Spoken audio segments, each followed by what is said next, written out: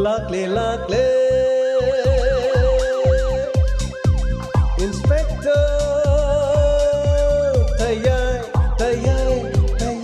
Ahan Bamaktada Inspector Tayai Tabiribasing James Hyruzamna Taramluk Chobagalina Ikoknona Kurumzari Ngasi Supuduna Laksari Inspector Tayai Janipanga Tarataruk Subatangka Ngasigi Tangkak Asisu Inspector Tayai Wari Paring Asibunuk Sibi Singidama Ngayak Awapotana Madimiang Puning Loksing Oinenaba Semjaba Dugumba Tangkak Amani Ngasigi Tangkak to Supuduna Laksari Wari Asi Tabirada Adomna Puning Loksing Oibiu Apavaluksin Biu Patabanakan the Tambiu Tabisi Farm House Amada Freezer Amada Nupi Magasi Baksang Yormaga Matokramna Hongin Nupi Mayum Kontopiro Nupi Mayumna Makoy Bor Ogadori Miedu Mi Hatabasu Hana Hybrid case as the Marale Heduna I couldn't Maran Piki Vitara di Makoy Masana Pimang Jagadori Masana Pimang Jabayabria the Bravo Nupi Mayumna Tolaga quite Habirabian Gamay Nupi Mayum Mikotro Pagni sir sir Toputole sir Imoko Carito Yore Carito Yore Yama Sondon Habu it's an opinion Hongish Habu Carito Bukari Hector Habu Sondon Adong Isanu Pigi Boro Gadonum Nupasi Mahak Matamama the Niki Kovanu Pimaga Marie Laner Adabu Niki Herbising around the Mayum the Toki with the Halakte and Quetitinabada Makoy Palm House Amada Freezer Amalerum Freezer Dongan Karana Hang Dulu the Mapamaduda Nupi Maga Sibak Sangaronki Mapamaduda Koichatuni and Salumatamda Man Kre Haduna Tina will be Niki Sibak Sang Uram Adurbadi Todok Asida Bor Sichenari Achumaran Kang Navagidamak Eco investigation talking. Maramasina Homas Matam Cotton Yatopia. Cariguma Mahak Maralamdre, Adong Isanapi Adamak Hombio. Cariguma case at him Manuna Tankal Libanina. Maralalam Batargati. Come down. Aduna. Lohomana Pabra, Lohong Dobra Pabra Habidu. Yamakan Kabiro. Ibo Yari. Kashu, the Kainato Tokosulatri. Kiesi Lorica dum Homosia. Taimo. Adumina dum Hong Novatorcine. Inspector. Masipun Maximum Manung equid Maral Sirapani. Maran Sunni later by me and Mobu Maran season, the no home to Guy have say. Nakoy of Pavoir. Nakoy of Pavoir Harrison. Kaisukability. La Labadimia promoter La Heziki. Adabu. Cariguma quick wapam in a sumo with target. A Pavoir. Gabay. Lohomas in a silla, I'm Solon Maimalago. So, may I promote to Lago? May I Yum the Hanbicro? Nasi, the Lohong Matang, solution there. May I want to be Adrigo? So the case of a Kaksana and may I want to be a day. Cabo no Kari Levis, Nangang, the learning and talk without Tom House in the Scarino Horenum Dangi, the Carino, what I won't palm in the Loremani. May I say, the home of the Matang, say Lorico. What will we be a day? Aduga Police station the Dongi San Papudana, a two matam talapio. Aduna Travaja Power. Inspector Yang Bataret. Na Queen Chumbra, Yang Bataret. Mapa di Carino Yamu Inesidi, Masaxi Kauna Yen Hegmala than a Carino Zibo. Gamaki what in Saba Soyer, say Carino, Borgi Mapaga from Sai, I say. Wanga Sangang Pazadra di Borgi Mapasa, don't what in Saro Henning I later go. Gamay, I question of a talk. Aduga Bor Amadi, Borgi Mapa. Police station the Yamtun Yobir Kadam. Carigumba Queen Haribas the Tabi of Tarbadi. I queen a Namduna. Yum the Paba Punba. Joshilo. Fagni, sir. Go be at the go. I couldn't call the so Carino. Masana Kana don't call up you. Carigumala Tabatari Borgimapa. What do we be at the go? Miguel home which I couldn't talk anything to Guy be Abnetida. Carino Dongi Palm House to Tormi Bataba Siga. Go away. Chanapatoshi. What are we at the go? Ben Partigi is now saying Carino. So I think it don't tin be at the go. What are we be at the Nasi de Carino Sembatumba Soyregasu? Imumanum the Missi Mina Yaur of Nino Pilate, man, what are we at the go? Ma'am, Nasi de Home Matan solutions in the Recomia. Oscutos. Oh, so I don't go to Mali. Oscianta de Moji. Missi Mina, Carino, the high told you. Yare, man. What are we at the go? Yum the Hanabiro. Camilo, son of a tosh. Punisher.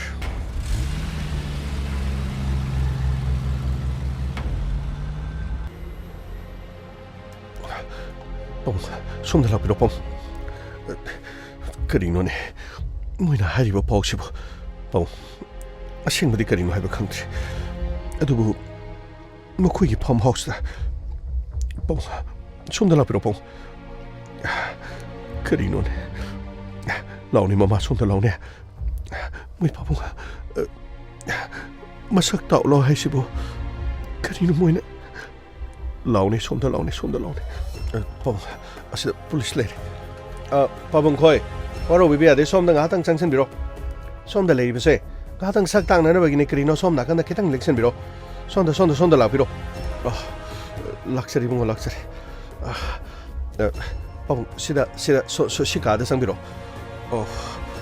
launi mama launi birian pabung waro bibi ade ko sida lady se dong gi cha no pi niki do ibra karino amuk tang yeng biyo masak tak biyo se si pi se haidok jagi ko phani bungo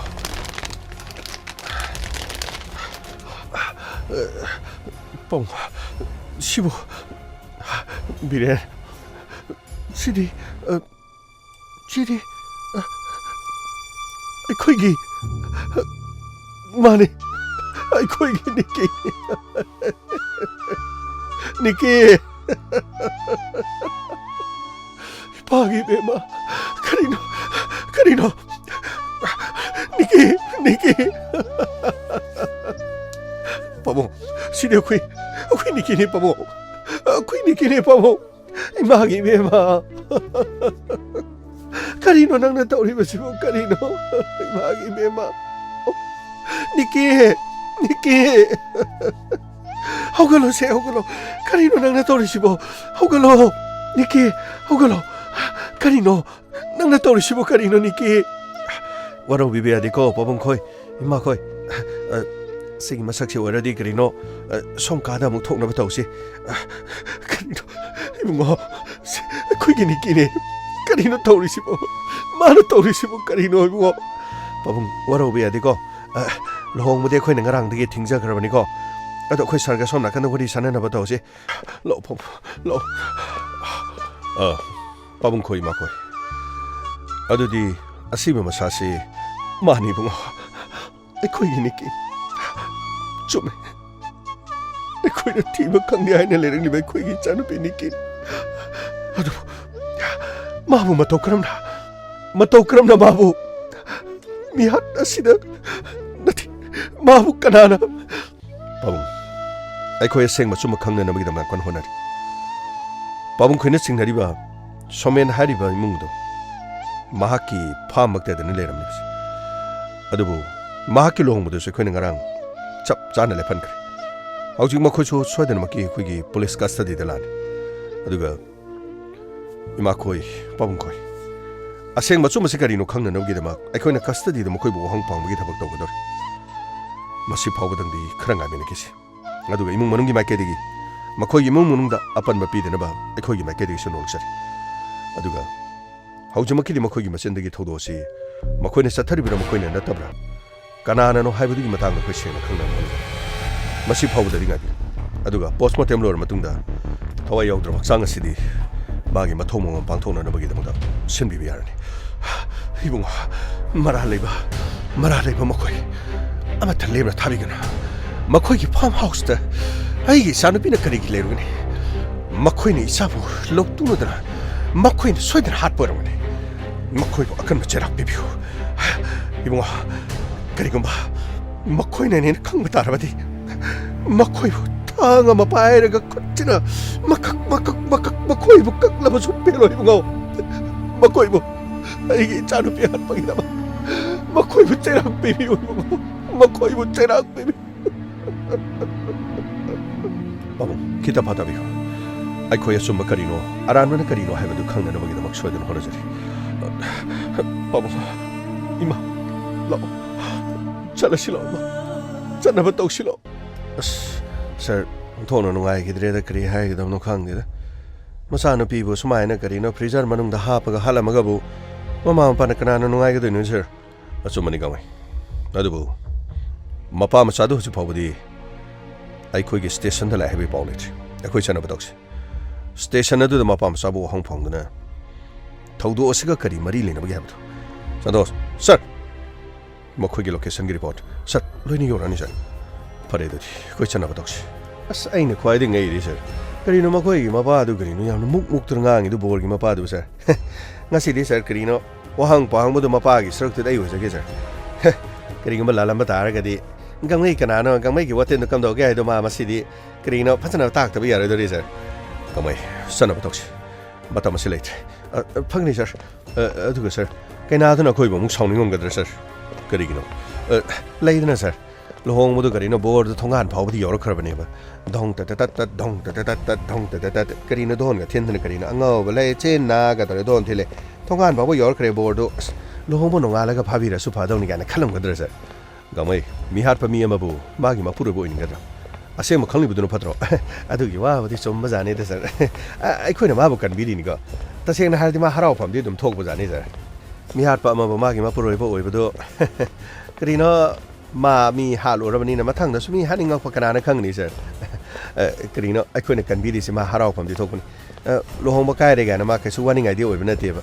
Magi no padu Carino, Lohoma no Alas and the lake ready Markham Doni.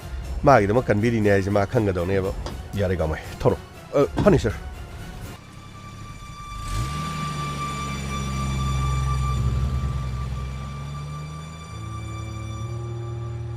Pagi Bema, Karisu Kaluran. Mi hat pa mabunangi na puroy boyba. Matang matam sab sarban. Lebak miyam mamang karisu kaning halit.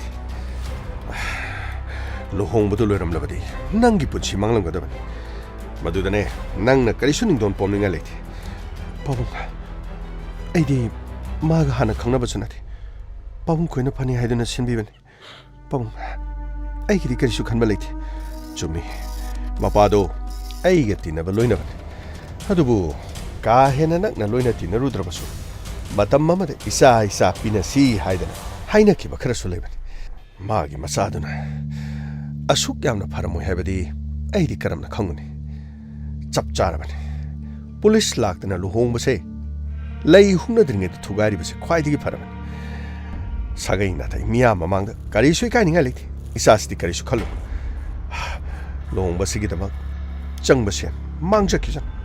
Mi hat pa amabu nangin na puro boy ba haibadu dine ipana kai dong ida pamti luhong dringe de khanghori ba se masidigi hena phaba kari mata leitrabani ne moi pabo thongni kai jakre da idi kadai degi sagai na tai meya mamang da bu mi hat pa sibu isagi ne khoina moi pabo khajik tang tare tara thona khanaraga ne karino khana se ba so moi pabo ni yadi do Tinari bani, Nangari bani, Aduni Adani hadana, Siel Tum Pai Krabi Muni, Low Adu, Lay Paisa, Adu Pai, Adu Tawena, Mui Pabunane, Kazak Tabungaida, Isagi Punchi Semanglam Nidako, Yare, Nangane, Aina to what Habak Hek, and Namasing Tadabasitawi, Mui Pabun, Kazak Tangabanatron, a son of Pishibu Swing in a Torishibo, not Luhongamadi Karinova, Ayare to Milo, Amagiwanati, Police locked and Matam, Sana Luhomase, Equi Hongo within a Tedna.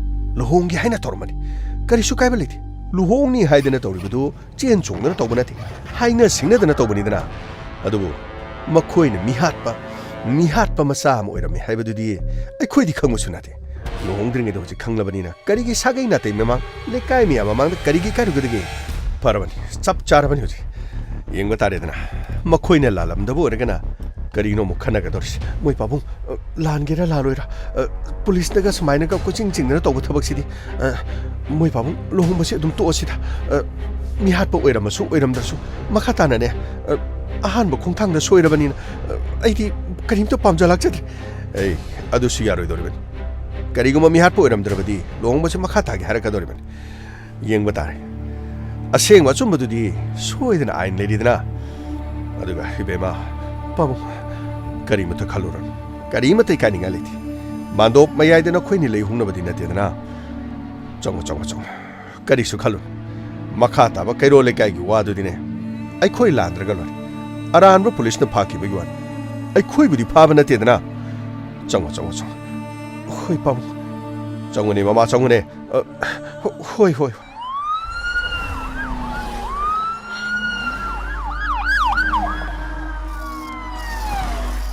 Come.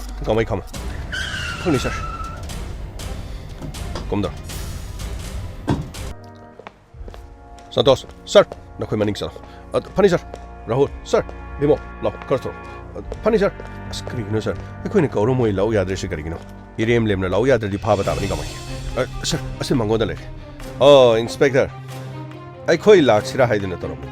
Adubu mimang da kairo le kai mamang ikai banang modagine. Ai khoi su khongje thang thobang ngamdri.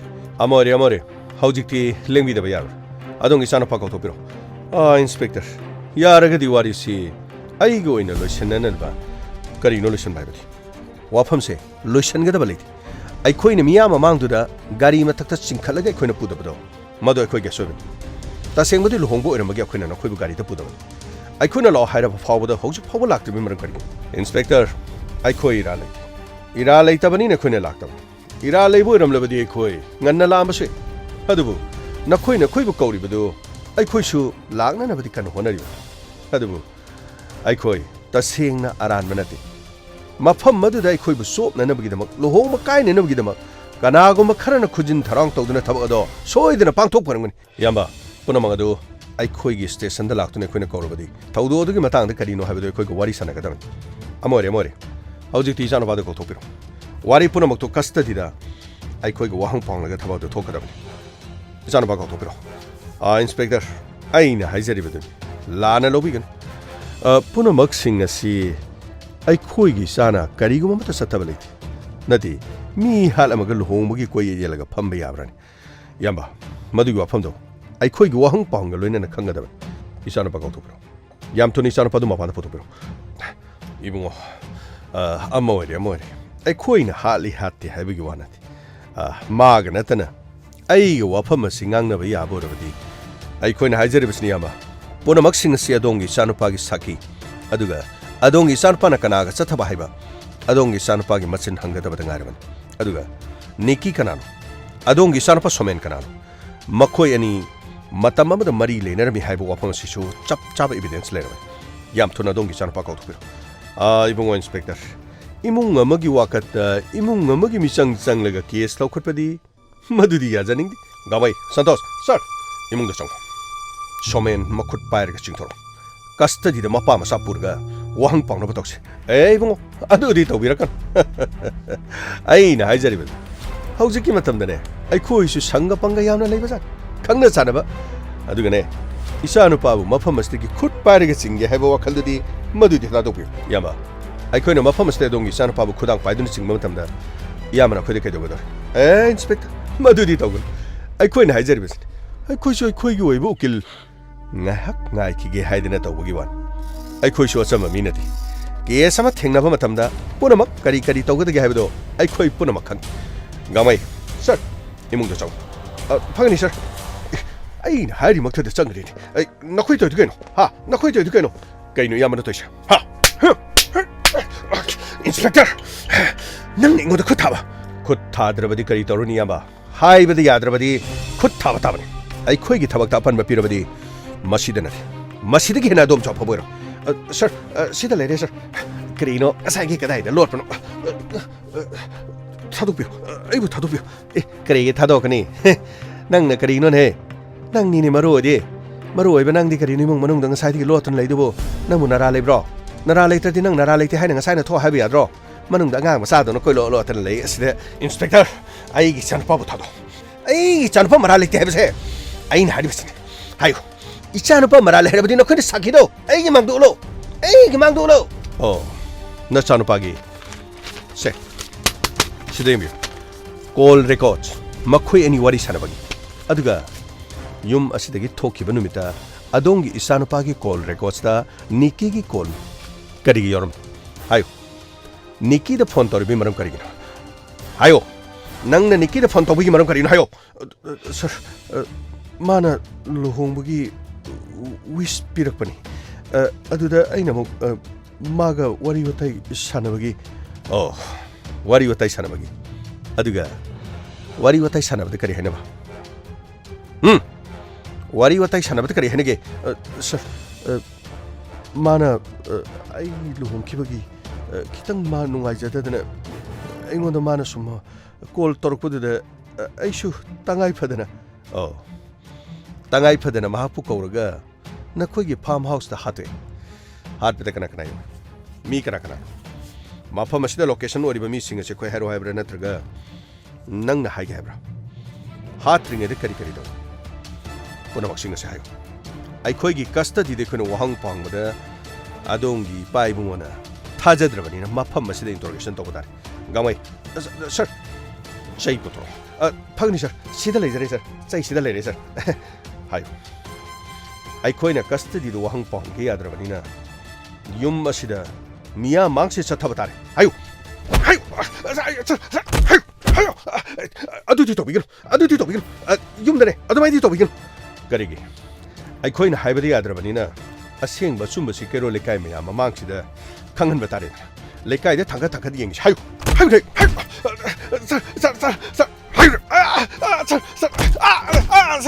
ꯍꯥꯏꯌꯨ ꯃꯇꯧ ꯀꯔꯝꯕ ꯊꯕꯛ ꯆꯠꯊꯩ ꯅꯪꯅ ꯃꯇꯧ ꯀꯔꯝꯅ ꯅꯤꯀꯤ ꯀꯧꯊꯣꯛꯏ ꯅꯤꯀꯤꯕꯨ ꯅꯪꯅ ꯃꯇꯧ ꯀꯔꯝꯅ ꯍꯥꯜꯂꯤ ꯁꯔ ꯑꯩꯗꯤ ꯍꯥꯠꯇꯦ ꯆꯤꯟꯊꯤꯕ ꯄꯨꯝꯅꯃꯛꯁꯤꯡ ꯑꯁꯤ ꯂꯣꯀꯦꯁꯟ ꯑꯣꯏꯔꯤꯕꯁꯤ ꯅꯪꯒꯤ ꯐꯥꯔꯝ ꯍꯥꯎꯁꯇꯅꯤꯅꯦ ꯑꯗꯨꯒ ꯂꯣꯀꯦꯁꯟ ꯑꯣꯏꯔꯤꯕꯁꯤꯁꯨ ꯅꯈꯣꯏ ꯃꯤ ꯈꯔꯅꯤ ꯃꯐꯝ ꯑꯗꯨꯗ ꯁꯥꯟꯅꯩ ꯌꯨꯅꯕꯒꯤ ꯆꯥꯛ ꯆꯥꯅꯕꯒꯤ ꯃꯐꯝ ꯑꯗꯨꯗ ꯂꯩꯍꯧꯔꯤꯕ ꯃꯌꯥꯝ ꯁꯔ ꯀꯔꯤꯅꯣ ꯁꯔ ꯃꯣꯏ ꯄꯨꯈꯝꯗꯣ ꯃꯤ 6 ꯑꯣꯏꯕ꯭ꯔꯥ ꯀꯔꯤꯅꯣ ꯑꯣꯏ ꯁꯔ ꯄꯨꯟꯅ ꯐꯅꯌꯥꯝ ꯌꯥꯝꯃꯤ ꯁꯔ ꯌꯨꯗꯒꯤ ꯀꯔꯥꯗꯒꯤ ꯎꯔꯦꯗꯅ ꯑꯩꯒꯤ ꯄꯔꯁꯅꯦꯜ ꯍꯥꯏꯔꯤꯕꯁꯤ ꯎꯔꯦꯗꯅ ꯃꯐꯝ ꯑꯗꯨꯗ ꯃꯤ 6ꯀꯤ ꯃꯊꯛꯇ ꯆꯥꯛ ꯆꯥꯅꯈꯤ ꯍꯥꯏꯌꯨ ꯀꯅꯥꯅꯣ ꯍꯥꯏꯌꯨ ꯃꯈꯣꯏꯗꯨꯒꯤ ꯃꯃꯤꯡ ꯃꯊꯥ ꯍꯥꯏꯌꯨ ꯁꯔ ꯍꯥꯏꯒꯦ ꯍꯥꯏꯕ꯭ꯔꯥ ꯍꯥꯏꯔꯣꯏꯕ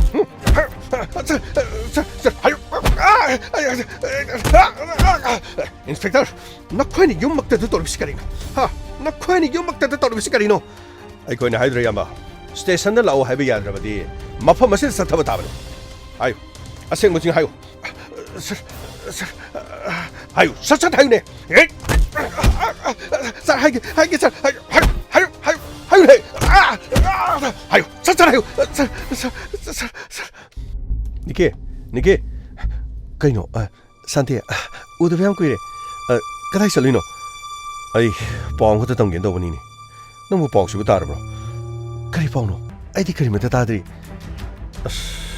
딴부 딸레 너에게 눅시나리네 떠오르지나 봐 나티 그리 떠오르게 봐 그리 더보 야오르게 나티 너니부 뻥 그림도 펑너들고 그림도 하이네더브라 봐 ꯃꯔꯛ ꯃꯔꯛꯇꯗꯤ ꯐꯥꯎꯅꯩ ꯑꯗꯨꯕꯨ ꯎꯅꯕ ꯈꯣꯠꯄꯗꯤ ꯀꯔꯤꯃꯠꯇ ꯇꯧꯗ꯭ꯔꯦ ꯃꯈꯣꯏꯒꯤꯁꯨ ꯑꯩꯈꯣꯏꯒꯤꯁꯨ ꯑꯃꯠꯇ ꯌꯥꯅꯗꯕꯅꯤꯅ ꯑꯗꯨ ꯀꯔꯤ ꯇꯧꯕ ꯌꯥꯎꯔꯒꯦꯕ ꯁꯤ ꯎꯗ꯭ꯔꯣ ꯌꯦꯡꯉꯣ ꯁꯤ ꯋꯦꯗꯤꯡ ꯀꯥꯔꯗꯅꯤ ꯁꯤ ꯌꯦꯡꯉꯣ ꯏꯟꯚꯥꯏꯇꯦꯁꯟ ꯋꯦꯗꯤꯡ ꯀꯥꯔꯗ ꯁꯤ ꯑꯩꯉꯣꯟꯗꯅꯤ ꯇꯧꯔꯛꯏꯁꯤ ꯀꯩꯅꯣ ꯍꯥꯏꯁꯤꯕꯨ ꯀꯅꯥꯒꯤ ꯌꯦꯡꯉꯣꯗꯅ ꯁꯦ ꯁꯣꯃꯦꯟꯒ ꯁꯤꯗ ꯌꯦꯡꯉꯣ ꯂꯨꯍꯣꯡꯅꯦꯅ ꯇꯧꯔꯤꯁꯤꯗꯤ ꯅꯠꯇꯦ ꯍꯌꯦꯡ ꯍꯪꯆꯤꯠꯇ ꯉꯥꯏꯔꯤ ꯀꯔꯤꯅꯣꯕ ꯅꯪ ꯇꯧꯏꯁꯤꯕꯣ ꯅꯪ ꯀꯔꯤꯝ ꯍꯥꯏꯅꯗ꯭ꯔꯕꯣ ꯑꯩꯗꯤꯅꯦ ꯅꯈꯣꯏꯅꯤꯒꯤ ꯀꯣꯔꯠ ꯃꯦꯔꯦꯖ ꯇꯧꯕꯒꯤ ꯋꯤꯠꯅꯦꯁ ꯑꯃ ꯇꯉꯥꯏ ꯐꯗꯦ ꯍꯥꯏꯗꯨꯗ ꯑꯩꯗꯤ ꯋꯤꯠꯅꯦꯁ ꯑꯣꯏꯔꯨꯔꯦ ꯅꯠꯇꯦ ꯍꯌꯦꯡ ꯑꯃꯨꯛ ꯑꯗꯨ ꯑꯗꯥꯅ ꯅꯣꯏꯅꯤꯒꯤ ꯆꯦ ꯆꯥꯡ ꯑꯗꯨꯗꯨꯅ ꯇꯧꯔꯗꯤ ꯑꯩ ꯑꯃꯨꯛ ꯌꯥꯎꯗꯣꯏ ꯑꯣꯏꯔꯝꯒꯅꯤꯅꯦ ꯑꯁ ꯈꯪꯗ꯭ꯔꯦꯗ ꯅꯪꯁꯨ ꯈꯪꯉꯕꯣꯏ ꯅꯤꯡꯉꯦ ꯀꯔꯤꯝꯇ ꯅꯪꯁꯨ ꯀꯔꯤꯝ ꯈꯪꯉꯝꯗ꯭ꯔꯦꯅꯦ ꯅꯪꯒꯤ ꯀꯣꯜꯗꯣ ꯑꯩꯅ ꯑꯌꯨꯛꯇ ꯉꯁꯥꯏ ꯇꯧꯕꯅꯤ ꯐꯣꯟꯗꯣ 2-3ꯔꯛ ꯔꯤꯡ ꯆꯠꯂꯦ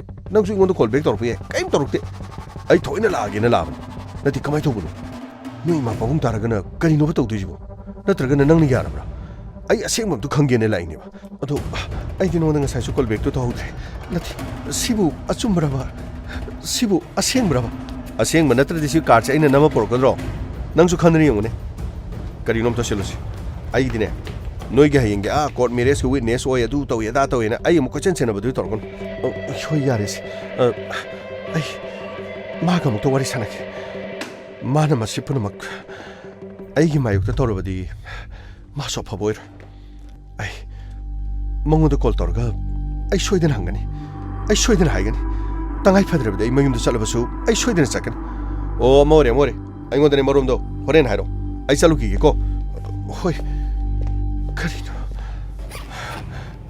ꯃꯥꯒꯤ ꯂꯨꯍꯣꯡꯕꯒꯤ ꯀꯥꯔꯗ ꯑꯗꯨꯒ ꯂꯨꯍꯣꯡꯕꯁꯨ ꯉꯁꯤ ꯅꯨꯃꯤꯠ 8ꯅꯤ ꯈꯛꯇ ꯉꯥꯏꯔꯕ ꯈꯪꯅꯤ ꯃꯥ ꯈꯪꯒꯅꯦꯕ ꯃꯥ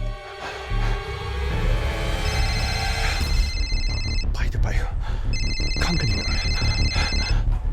루홍버기 까트 아두가 앵원더스 까니마다 하이데나 마나 강근이 봐 파이어 혼도 파이어 할로 니키 kaidoorge dikeno nangna hapta amani eka pau phone da bada kanino nang tormisibo nati kanino ba nangna torsibo madu pun madu aina sin manati akhoi pabungi magana dore aidi ka shuya banati kari nakhui magana nati nakhui pabunga nakhui magana ne haiduna punamak sibu yara braba ai karamna layu haibano nati aina manga layu haibraba nanga iga court marriage torba natro che chang punamak aingon dos ai su khangba nati santina ngaki mamangda la amaga pawsi tamadagi khangmani nangdi mangon dos invitation card ka pi male aina kari torkani habasi nang kari mata khangdabrana amtang ai koniki punamak se halaman se simanga ta ai isana yabadi nati isana yaba nati di kaino nang ai long li dudi aduna kari no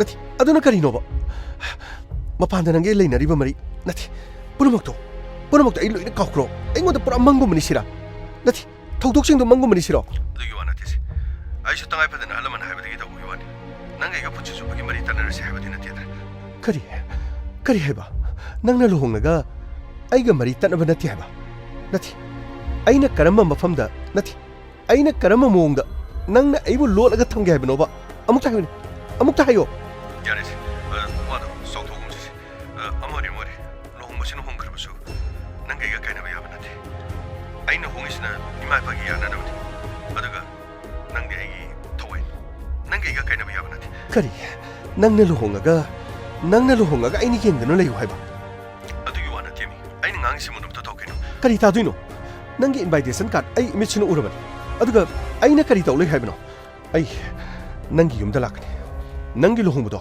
aina namduna thugaigani ai tumina khakto nangna aibu miraiba aduk thina miraiba ai kaidonu no siya bangam lai nangi yumda ai soidana lakani aduga nanga iga leinaba mari punama aina loina uthokani photo dagi video dagi punama nangi sagai nati uhangani ai siyorobadi ai sibnaba ai karimata kidre aduga nanga iga court marriage tokre habase punamakta laikai miyam punamakta ina khangani gani nang kanaro habadu so aina mayek seng utkani as nati adumai tokno se ai phanaba loisin ge gedorgi aina nangu mirai rege habadi nati nana call to aina paridana se tangai phadabadi imaga pabunga maning thungna bagi dama makoina pamado aina hoina aina yaki bisi amori nangna mula agadi wasi pungchok chainarani adugane nanga iga thungnabadi lairadana maduni hena nang aigi lambida khena khudong thiningai orani kari khudong thigedoriba khudong thiba punamak ai loina mayoknagani hauji thokliba khudong thiba sidagi henba kari bo leiribake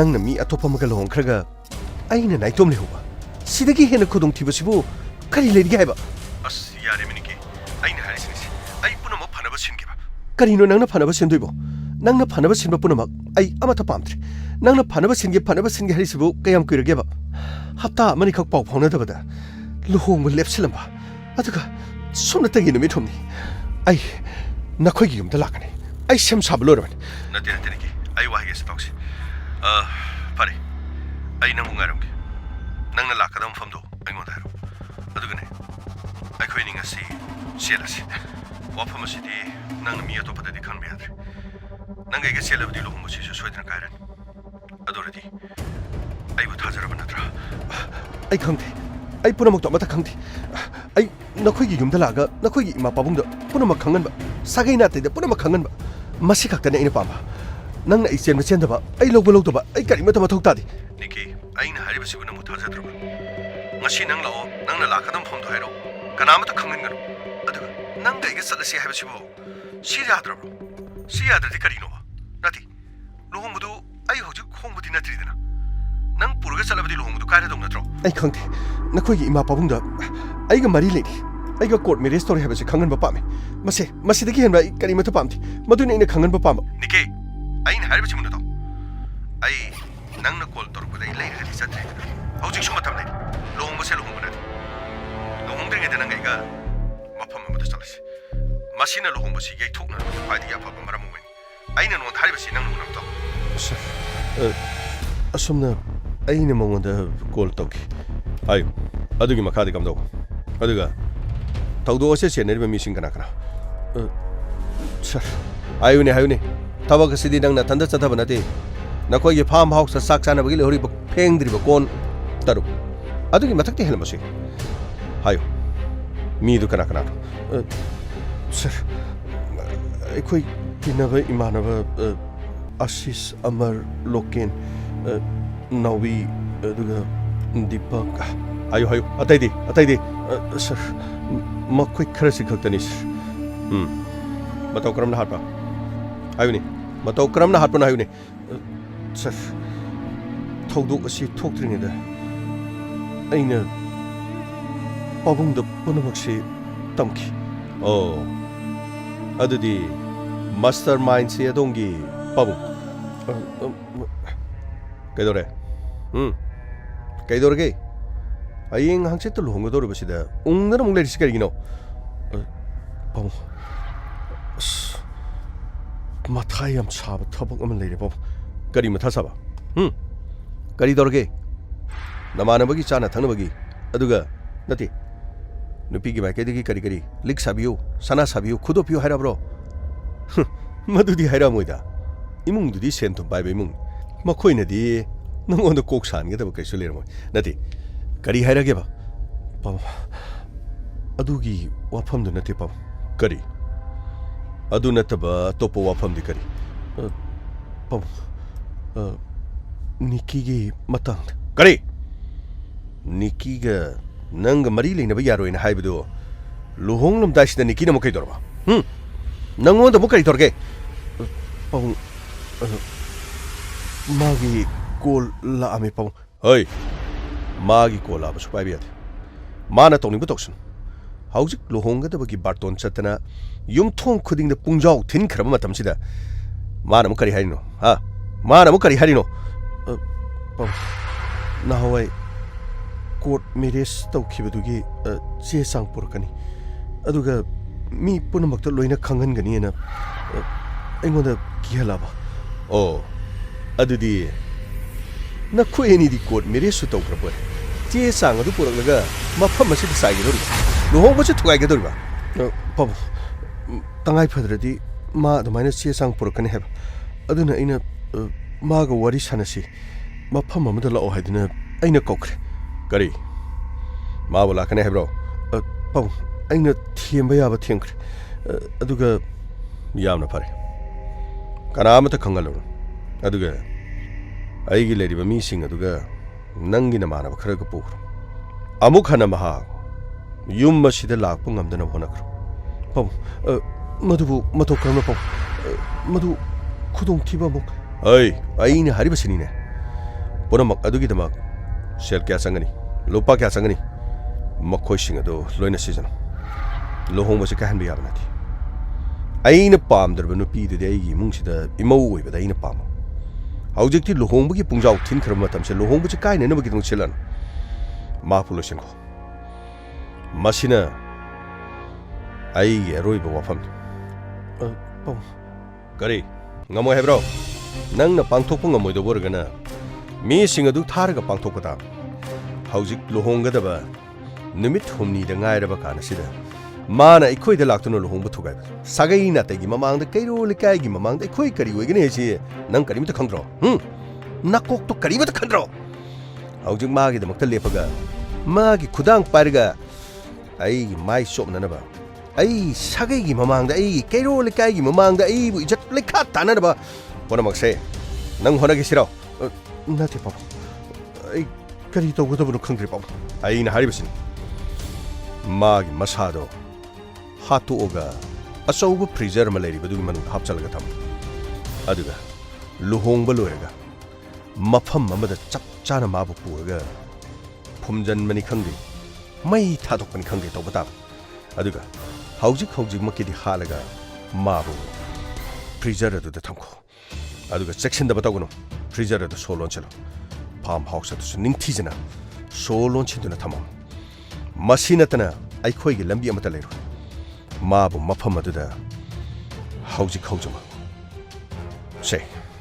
ꯁꯤ ꯄꯥꯏꯌꯨ ꯄꯥꯕꯨꯡ ꯒꯥꯔꯤꯒꯤ Sony ꯑꯗꯨꯒ ꯁꯦꯟꯐꯝꯁꯤꯡ ꯑꯁꯤꯒ ꯄꯨꯈꯣ ꯇꯉꯥꯏ ꯐꯗꯕꯁꯤꯡ ꯑꯗꯨ ꯂꯣꯏꯅ ꯄꯥꯡꯊꯣꯛꯄ ꯂꯣꯏꯔꯒ ꯃꯈꯣꯏ ꯂꯨꯄꯥ 50,000 ꯂꯣꯏꯅ ꯍꯥꯞꯀꯅꯤ ꯍꯣꯏ ꯄꯥꯕꯨꯡ ꯑꯗꯨꯒ ꯍꯥꯠꯄꯗꯨꯃꯛꯇꯤ ꯅꯪ ꯌꯥꯎꯗ꯭ꯔꯕꯁꯨ ꯅꯪꯒꯤ ꯅꯃꯥꯟꯅꯕꯁꯤꯡ ꯑꯗꯨ ꯇꯧꯔꯣ ꯂꯨꯍꯣꯡꯒꯗꯧꯔꯤꯕꯅꯤꯅ ꯅꯈꯨꯠꯇ ꯏ ꯇꯩꯍꯟꯒꯅꯨ ꯑꯗꯨꯒ ꯋꯥꯐꯝ ꯑꯁꯤꯗꯒꯤ ꯅꯪꯅ ꯀꯔꯤꯒꯨꯝꯕ ꯅꯥꯊꯩꯕ ꯇꯥꯔꯒꯗꯤ ꯑꯩꯒꯤ ꯏꯖꯠ ꯂꯩꯈꯥ ꯇꯥꯍꯟꯒꯗꯕ ꯇꯥꯔꯒꯗꯤ ꯑꯩꯕꯨ ꯐꯠꯇꯦ ꯍꯥꯏꯒꯅꯨ ꯅꯪ ꯑꯩꯒꯤ ꯏꯆꯥꯅꯤ ꯍꯥꯏꯕ ꯑꯩꯅ ꯀꯥꯎꯊꯣꯔꯛꯀꯅꯤ ꯑꯗꯨꯒ ꯑꯩꯕꯨꯁꯨ ꯅꯪꯒꯤ ꯅꯄꯥꯅꯤ ꯍꯥꯏꯕꯗ ꯅꯪꯅ ꯋꯥꯔꯧꯕ ꯀꯩꯁꯨ ꯇꯧꯕ ꯌꯥꯔꯣꯏ ꯄꯥꯕꯨꯡ ꯆꯠꯂꯣ ꯍꯧꯖꯤꯛꯃꯛ ꯆꯠꯂꯣ ꯃꯐꯝ ꯑꯗꯨꯗ ꯃꯥꯕꯨ ꯄꯨꯁꯜꯂꯣ ꯑꯗꯨꯒ ꯃꯄꯨꯟꯁꯤꯗꯨ ꯂꯣꯏꯁꯤꯜꯂꯣ ꯂꯨꯍꯣꯡꯕ ꯊꯨꯒꯥꯏꯅꯤ ꯀꯥꯏꯅ ꯑꯣ ꯊꯧꯗꯣꯛ ꯑꯁꯤꯗ ꯃꯄꯥ ꯏꯕꯨꯡꯉꯣꯅ ꯊꯋꯥꯏ ꯌꯥꯎꯅ ꯌꯥꯎꯕꯤꯕꯗꯒꯤ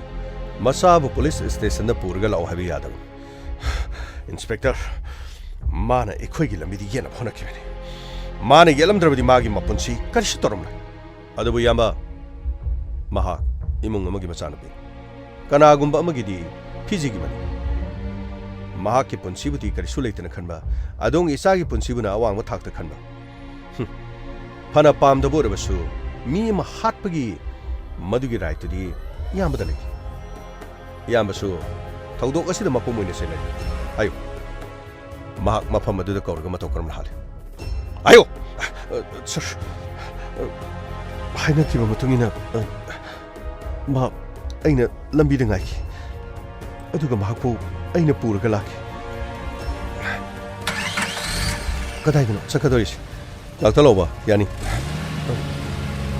ꯀꯗꯣꯝꯗ ꯆꯠꯂꯒ ꯐꯗꯣꯏꯅꯣꯕ ꯑꯩ ꯍꯥꯏꯒꯦ ꯂꯥꯛꯑꯣꯃꯤ ꯁꯣꯝꯗ ꯆꯠꯁꯤ ꯂꯥꯛꯁꯤ ꯑꯍꯥꯟꯕꯒꯤꯗꯤ ꯑꯩꯈꯣꯏꯒꯤ ꯐꯥꯔꯝ ꯑꯗꯩꯗ ꯂꯩꯁꯤ ꯍꯌꯦꯡ ꯅꯣꯡꯉꯥꯜꯂꯒꯅ ꯐꯥꯔꯝ ꯑꯗꯨꯗꯒꯤ ꯑꯇꯣꯞꯄ ꯃꯐꯝꯗ ꯆꯠꯅꯕ ꯇꯧꯁꯤ ꯐꯥꯔꯝꯗ ꯂꯩꯔꯗꯤ ꯅꯈꯣꯏꯒꯤ ꯃꯤ ꯂꯥꯛꯑꯣꯏꯗ꯭ꯔꯣ ꯐꯥꯔꯝꯗ ꯅꯠꯇꯕ ꯑꯇꯣꯞꯄ ꯃꯐꯝꯗ ꯆꯠꯁꯤ ꯌꯥꯅꯤ ꯐꯥꯔꯝꯗ ꯍꯥꯟꯅ ꯆꯠꯂꯁꯤ ꯑꯗꯨꯒ ꯑꯇꯣꯞꯄ ꯃꯐꯝꯗ ꯑꯃꯨꯛ ꯆꯠꯅꯕ ꯇꯧꯁꯤ ꯀꯩꯅꯣ ꯅꯪ ꯍꯥꯏꯗꯨꯕꯣ ꯅꯪ ꯊꯤꯔꯛꯄꯗ ꯐꯥꯔꯝ ꯂꯣꯝꯗ ꯂꯥꯛꯑꯣꯏꯗ꯭ꯔꯣ ꯐꯥꯔꯝꯗ ꯂꯥꯛꯑꯗꯤ ꯑꯃꯨꯛ ꯅꯈꯣꯏꯒꯤ ꯃꯤꯅ ꯑꯃꯨꯛ ꯌꯥꯅꯤ ꯃꯤ ꯀꯔꯤꯝ ꯇꯧꯔꯣꯏ ꯃꯤ ꯑꯩꯅ ꯁꯦꯝ ꯁꯥꯗꯅ ꯐꯥꯔꯝꯗ ꯂꯣꯏ ꯂꯩꯈ꯭ꯔꯕ ꯂꯥꯛꯑꯣ ꯆꯠꯁꯤ ꯂꯥꯛꯑꯣ ꯆꯠꯁꯤ ꯅꯣꯏꯒꯤ ꯐꯥꯔꯝꯗꯗꯤ ꯌꯥꯝꯅ ꯇꯜꯂꯤꯗ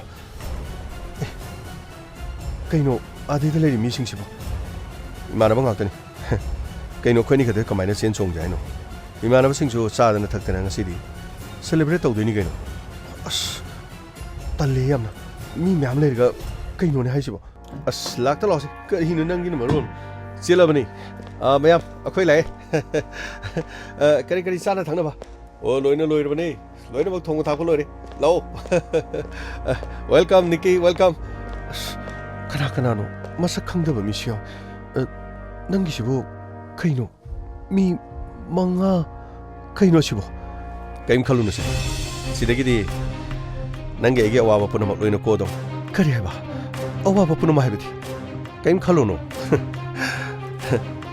ꯁꯤ ꯎꯔꯕ꯭ꯔꯥ ꯀꯩꯅꯣ ꯁꯤꯕꯣ ꯀꯝꯄ꯭ꯌꯨꯇꯔꯒꯤ ꯀꯔꯤꯅꯣ ꯗꯥꯇꯥ ꯀꯦꯕꯜ ꯃꯥꯅꯤ ꯁꯤ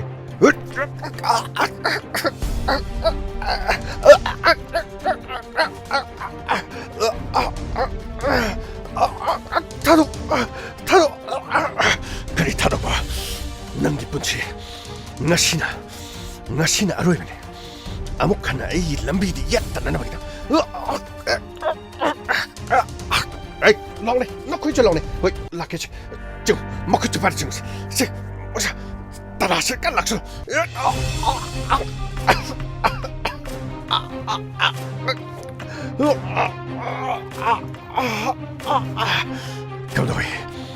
ꯀꯝꯗꯧꯏ ꯑꯩꯒꯤ ꯂꯨꯍꯣꯡꯕ ꯊꯨꯒꯥꯏꯒꯅꯤ ꯃꯌꯥꯝ ꯐ꯭ꯔꯤꯖꯔꯁꯤꯗ ꯃꯁꯥꯁꯦ ꯍꯥꯞꯆꯜꯂꯁꯤ ꯑꯗꯨꯒ ꯁꯣ ꯆꯠꯅ ꯂꯣꯟꯁꯤꯜꯂꯁꯤ ꯀꯔꯤꯒꯨꯝꯕ ꯁꯣꯔ ꯍꯣꯜꯂꯛꯂꯕꯁꯨ ꯐ꯭ꯔꯤꯖꯔ ꯑꯁꯤꯒꯤ ꯃꯅꯨꯡꯗꯒꯤ ꯁꯣꯔ ꯍꯣꯟꯗꯨꯅ ꯃꯍꯥꯛ ꯍꯤꯡꯕ ꯉꯝꯂꯕꯗꯤ ꯈ꯭ꯋꯥꯏꯗꯒꯤ ꯑꯀꯟꯕꯤ ꯍꯥꯏꯕꯗꯨ ꯑꯣꯏꯔꯗꯧꯅꯤ ꯁꯦ ꯄꯥꯏꯁꯤ ꯁꯦ ꯂꯥꯎꯅꯦ ꯅꯣꯏꯁꯨ ꯑꯗꯨꯝ ꯌꯦꯡꯅꯩ ꯂꯥꯎꯅꯦ ꯁꯤ ꯄꯥꯏꯁꯤ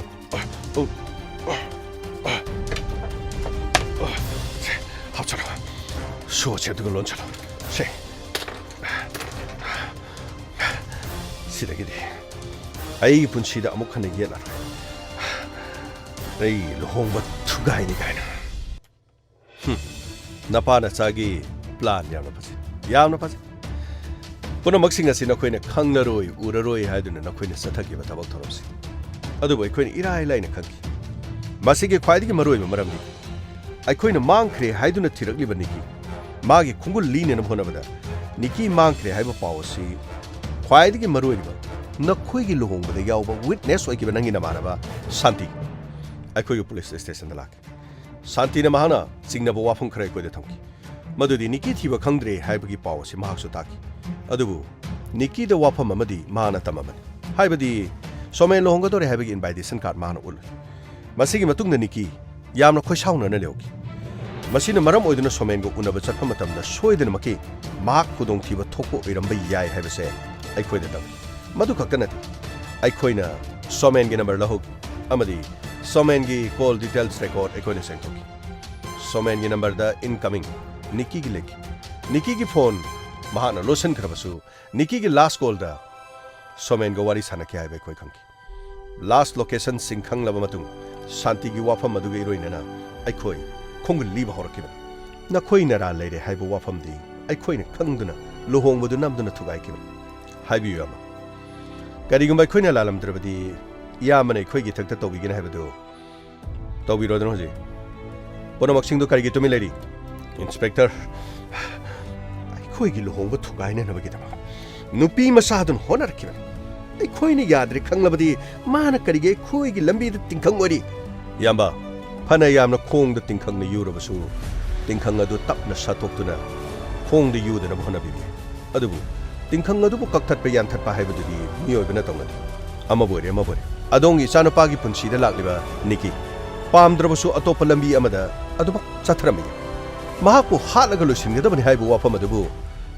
करम्बा आइंदा करम मियोबिगी सनबिदि यावगी नमदुना अदोंगी चानुपाबु मिहात पमुआ अदोम ओहेल अदुगा मिहात असिदा लोक्तुनबगिदमक यामसु योहल हौजिक्ति कैरो लेकाय मयाम सुंगक थांगतुनि येंगनरिबसिंग मियाम पुनमना असेंग अचुमदु लोइना खंगनेद करिगिदमक थोंग बथिंगि मसानुपाबु हाना मरी लेनरमनि की कौब नुपी अमा लोइसिननबगी याथंग मपान पिखि मदुगिदमो मसानुपाना मपान हाइबि इंदुना मियोय मंगागा लोइनना सथखि अदुबु मखोय मंगादसु यामना यांगना अखोइना फगलगा मखोइना तौजकिबा थबा अदुगी मतुगिना सेराक पिबा ताब गाड़ी देखा खट लेंखटपियो यामा सर करीनो लेंखट पिरोने यामा करीनो ने अस यामना करीनो मखो पोंगनो करीनो बोरगी मपासी खोंग खिदाइने काखलो चलो काखलो सोमेन काखलो काखट पियोने करीनो बोर साहेब करीनो बोरगी मपागा बोरगा लेंखट पिसे लोहोंग मनुमितबु करीनो ने इस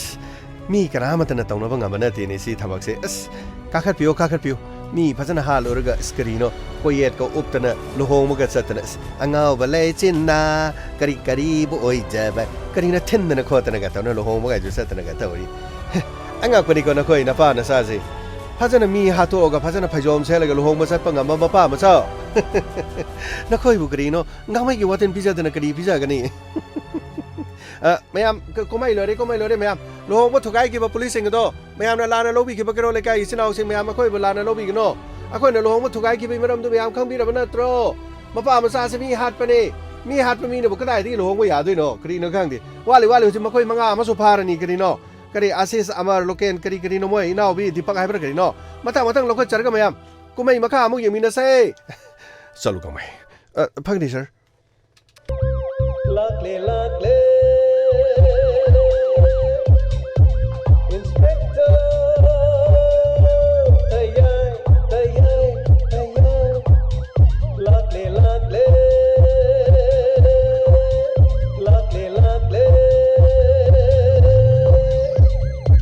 Inspector, tayar, uthanaba.